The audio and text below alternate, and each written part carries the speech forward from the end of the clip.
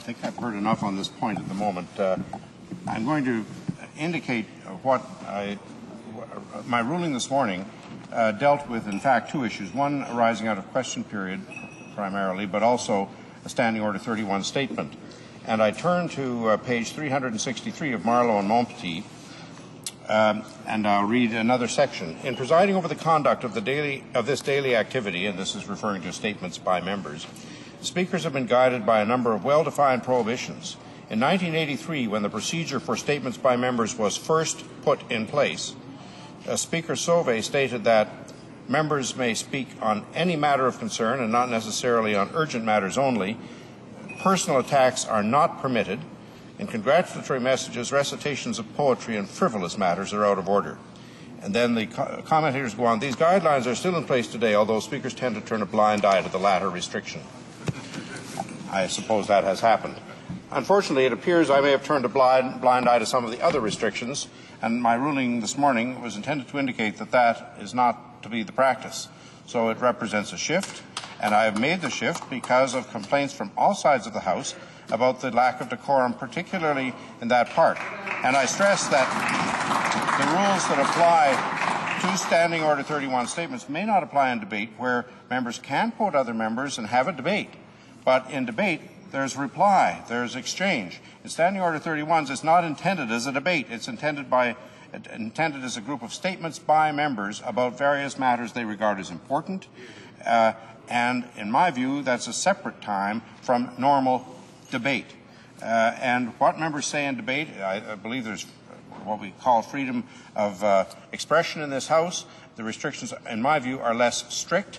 There are sometimes attacks during debate because members are hammering away at each other on their views on different things. But members get to reply. They can have a debate and discussion and disagree on their views and make those disagreements manifest. That's fine.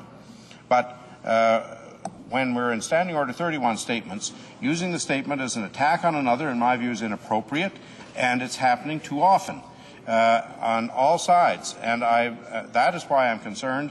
That's why I made the ruling I made this morning, and that's why I cut off honourable members today when they were making statements that, in my view, breached that guideline. So I urge honourable members to take a look at SO 31s as a different time from normal debate and go back to the roots that were intended in the statement made in 1983 when the practice was instituted in this House. Because if it doesn't, in my view, we're going to get in a situation where all the statements become attacks on one another, and it's going to turn into a particularly unpleasant experience for all honourable members, and I don't believe that's the way it should be. That's the reason for my ruling. So, now is the honourable member for Nepean Carleton rising again? Yes, and just to conclude, Mr. Speaker, first of all, we want to make clear that our discussion in aftermath of your ruling is in no way to take away from the respect that we have for you and your office, and we thank you for the function you perform.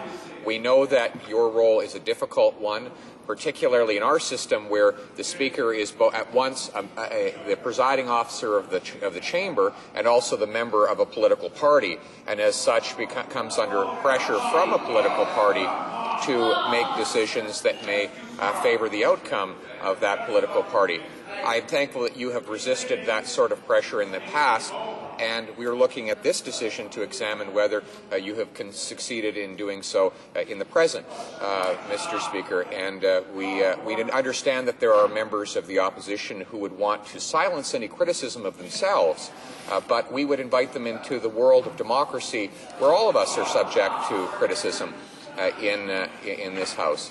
So when members across the way rise to shield themselves, we ask that you remind them of that same democratic principle. Thank you very much.